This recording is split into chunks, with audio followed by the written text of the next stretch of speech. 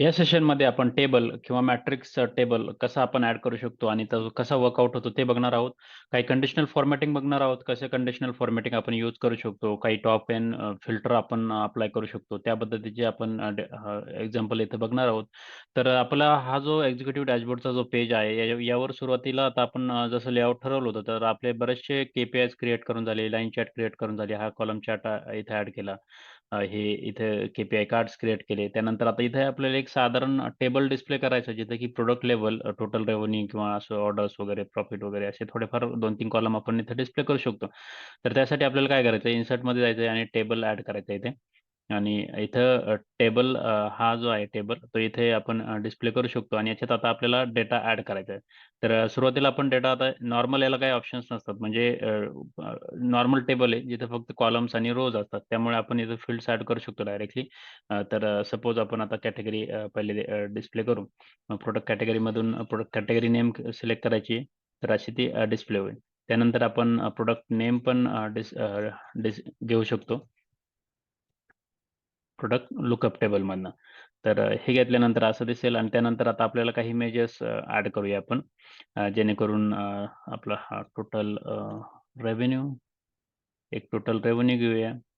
त्यानंतर total orders घेऊया आणि अजून एखादा घेऊ जेणेकरून आपल्याला लेट्स से रिटर्न रेट आणि हे हे असे घेतले आणि आता याच्यानंतर हा जो चार्ट आहे, टेबल आहे, हा क्रिएट झालेला आहे.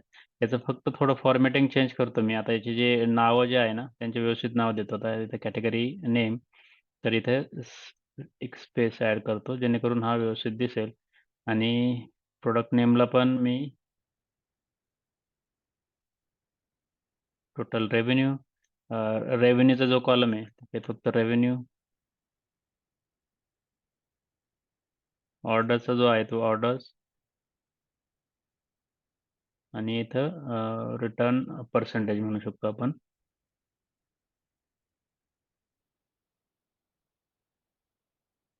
तर अशा पद्धतीने. तर हे मी आता ॲड केलं. आता हा झाला नॉर्मल टेबल. याच्यात आता आपल्याला तुम्ही बघितलं तर हा नॉर्मल टेबल आहे, की जिथं कॅटेगरी नेम दिसतंय, प्रॉडक्ट नेम दिसतंय, रेव्हेन्यू, ऑर्डर्स आणि रिटर्न्स आणि त्याचे सब टोटल्स वगैरे आहेत. आता आपण याच्यात जर याला आपण आता दुसरा टेबल एक आपला याच्यातला व्हिज्युअलचा टाइपचा. जर तुम्ही इथे बघितलं, तर याला कन्व्हर्ट केलं मॅट्रिक्स टेबलमध्ये. आता एक नॉर्मल टेबल आहे, जो आपला Excelमध्ये जसा डेटा असतो, तेव्हा कॉलम किंवा रो वाईज तसा असतो आणि मॅट्रिक्स डेटामध्ये जसं सिमिलर टू पिव्होट टेबल. तर तसं असतंय. तर याच्यावर मी जर कन्व्हर्ट केलं याच्यावर क्लिक करून, तर आता हा असा दिसतोय, की इथे काय झालंय ना, की कॉलम हा एक्सेसरीचा कॉलम आहे आणि त्या रो वाईजला इथे परत इथे रेव्हेन्यू वाईज आलं. म्हणजे हे खूप असं मोठा दिसतोय. परंतु याला जर आपण थोडा मॉडिफाय केलं म्हणजे इथे 2-3 ऑप्शन असतात. रोज असतात, कॉलम्न्स असतात आणि व्हॅल्यूज असतात. म्हणजे रोजला आपण कॅटेगरी ठेवू शकतो. त्याच्यानंतर वरतून परत कॉलमला आपण हे करू शकतो. तर हा जो प्रॉडक्ट नेम आहे ना, तो आपण ह्या कॅटेगरीच्या अंडर ठेवला. तर आता एक एकदम व्यवस्थित चार्ट दिसेल, जो की आपला आता तुम्ही बघू शकता, की रेव्हेन्यू, ऑर्डर्स आणि रिटर्न रेट फक्त कॅटेगरी वाईज म्हणजे ह्या कॅटेगरीमध्ये किती प्रॉडक्ट आहे, बाईक्समध्ये किती प्रॉडक्ट्स आहे, ते व्यवस्थित दिसतात आणि याला ड्रिल डाउन म्हणजे आता हे कसं आहे तुम्हाला ऑप्शन्स असतात. ड्रिल ऑन करायचंय, ड्रिल डाउन नेक्स्ट लेव्हलला जायचं, तर हे आपण करू शकतो. हे ड्रिल डाउन वगैरे आहे ते आपण पुढे बघणार आहोत व्यवस्थित डिटेलमध्ये. परंतु सध्या लक्षात घ्या, की आपला हा चार्ट क्रिएट झालेला आहे. आणि याचा आता आपण जर थोडी फॉर्मॅटिंग वगैरे जर व्यवस्थित केली ज्याच्यात की आपल्याला इथे टायटल ऑन करायची काही गरज नाही. हा टेबल पूर्ण इथे दिसतोय. फक्त आपल्याला जे कॉलम हेडर्स आहे ना, ते आपण थोडे फॉर्मॅट वगैरे चेंज करू. जेणेकरून त्याचा साईज आहे ती बोल्ड करूया. व्यवस्थित दिसेल आणि हे टोटलची काही गरज नाही आता आपल्याला. तर रो सब टोटल आपण काढून टाकूया इथे. इथे. तर अशा पद्धतीने हा मॅट्रिक्स टेबल आपण as a pivot table create करू शकतो, जेणेकरून आपला हा रेव्हेन्यू, ऑर्डर्स आणि रिटर्न पर्सेंटेज व्यवस्थित दिसेल. तर याच्यात बरेचसे अजून ऑप्शन आपण करू शकतो, जेणेकरून कंडिशनल फॉर्मॅटिंग वगैरे असते. तर आता आपल्याला सपोज आता ह्याच्यात आपल्याला हे कॅटेगरी नकोय. तर आपण ही कॅटेगरी काढून टाकू. फक्त प्रॉडक्ट्स पाहिजे. म्हणजे आता मी हा पूर्ण आपला टेबल आहे. ह्याच्यात मला product name, revenue, returns, percentage वगैरे इथे दिसतंय. आता ह्या टेबलमध्ये फक्त एक गोष्ट अशी आहे, की अल्टरनेट ग्रे कलर दिसतोय. तो आपण नॉर्मल काढून फक्त व्हाईट करू शकतो. त्यासाठी काय करायचंय, एक स्टाईल प्रॉपर्टीजमध्ये स्टाईल प्रिसेट्स म्हणून एक ऑप्शन आहे. ते इथे बघायचंय. इथे स्टाईल प्रिसेटमध्ये आणि इथे डिफॉल्ट दिलेली तर नन करायची. जेणेकरून हा पूर्ण आपला टेबल आहे त्याच्या व्हॅल्यूज एकदम अशा क्लीन दिसतील आणि तर आता हा टेबल एकदम प्लेन झालेला आहे. याच्यात आपण काही कंडिशनल फॉर्मॅटिंग ॲड करू शकतो. म्हणजे काही कलर वगैरे ॲड करू शकतो. आता मला लेट्स से ऑर्डर्सवरती मला जिथं जास्त ऑर्डर्स आहे तिथं मला कलर जास्त दाखवायचा असेल डेटा बार वगैरे म्हणजे ऑप्शन्स असतात. आता इथं सेल बॅकग्राऊंड म्हणून एक ऑप्शन असतोय. जिथे सेल एलिमेंट्स आहे. इथे आपल्या particular revenue orders return percentage याला आपण काही कंडिशन्स देऊ शकतो. म्हणजे डेटा बार वगैरे. तर ते आपण कसे देऊ शकतो ते आता इथे बघूया. ऑर्डर्सवर जर मी क्लिक केलं तर इथे ऑर्डर्सवर एकतर बॅकग्राऊंड कलर चेंज करू शकतो किंवा फॉन्ट कलर चेंज करू शकतो किंवा डेटा बार्स. डेटा बार्स कसे असतात इथं ऑन केले मी तुम्हाला तर दाखवतो मी आता इथे आणि याच्या इफेक्ट्समध्ये जर गेलं तर इथे पॉझिटिव्ह बार आहे ना, मी थोडा हा कलर हा घेतोय आणि निगेटिव्ह बार आहे ना, मी रेड घेतोय. म्हणजे मला जर खूपच निगेटिव्ह व्हॅल्यू असल्या तर त्याचा कलर आपण रेड करू शकतो किंवा ह्या टाइपचा करू शकतो. आणि इथे शो बार ओन्ली म्हटलं फक्त असं म्हणजे आपल्याला आता ते तुम्हाला दाखवतो. शो बार ओन्ली म्हटल्यावर आणि ओके केलं मी. तर फक्त बार दिसतात. ऑर्डर्समध्ये व्हॅल्यू दिसत नाही. परंतु आपल्याला तसं नाही पाहिजे. तर ते आम्हाला हे सर्व पूर्ण पाहिजे, व्हॅल्यू सहित पाहिजे म्हणून मी हा ह्या व्हॅल्यूज वगैरे दाखवतोय अशा. तर अशा पद्धतीने हे बार्स दिसतात जेणेकरून लवकर कॅच होतं हे की कुठे कोणत्या ऑर्डर जास्त आहे, कुठे कमी ऑर्डर्स आहे. आता इथे बघा, इथे पूर्ण किती 3,983 ऑर्डर्स आहे पर्टिक्युलर प्रॉडक्टसाठी. मग हे लवकर समजतं. त्यासाठी मग त्यावरून आपल्याला डिसिजन घ्यायला सोपं जातं. तर हे झालं ऑर्डरसाठी. आता रिटर्न रेटसाठी पण आपण काही फॉर्मॅटिंग करू शकतो. रिटर्न रेटसाठी लेट्स से बॅकग्राऊंड कलर आपण ऑन करू शकतो. रिटर्न रेटसाठी मग इथे आलो इफेक्ट्समध्ये. तर इथे आता बघायचं आहे, की हायेस्ट व्हॅल्यू इथं ग्रीन दाखवतंय, परंतु आपल्याला रिटर्न रेट जर जास्त असेल तर रेड दाखवायचं मग आपलं कारण की हायेस्ट रिटर्न असेल तर ते चांगलं नाही.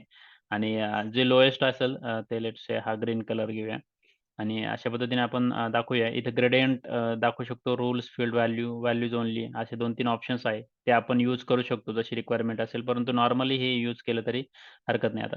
तुम्ही बघा जिथं-जिथं रिटर्न रेट जास्त आहे तिथं थोडंसं हायलाइट झालेलं आहे. जे एक इथं डार्क असेल म्हणजे आता हे 8% रिटर्न आहे म्हणून तिथं रेड आहे थोडं जास्त.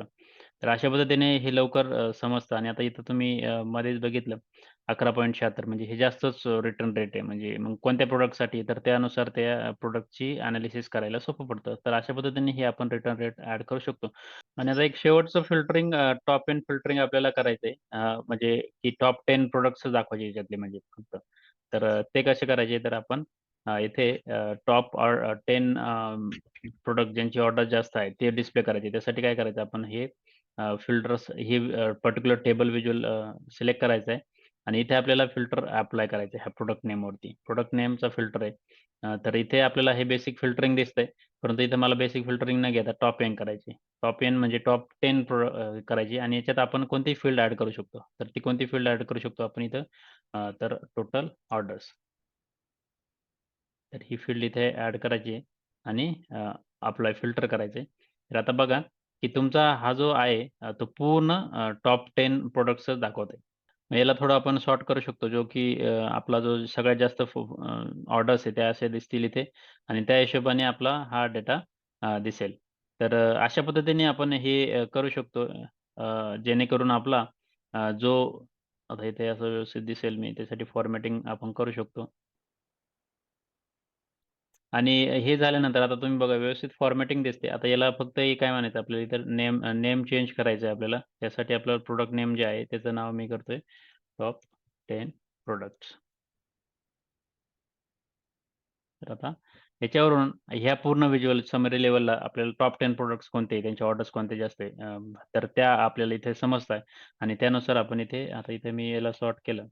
तर अशा पद्धतीने मी आता इथं टॉप 10 प्रॉडक्ट्स डिस्प्ले केले आणि आपल्या ह्या समरी पेजवर व्यवस्थित एक हाय लेव्हल आयडिया येऊन जाते, की आपला डॅशबोर्ड कसा दिसतोय आणि बिझनेसला नेमकं त्यांचे प्रॉडक्ट कोणते परफॉर्म करतायत. टॉप 10 प्रॉडक्ट्स कोणते? अशा पद्धतीचा व्ह्यू इथे येतोय.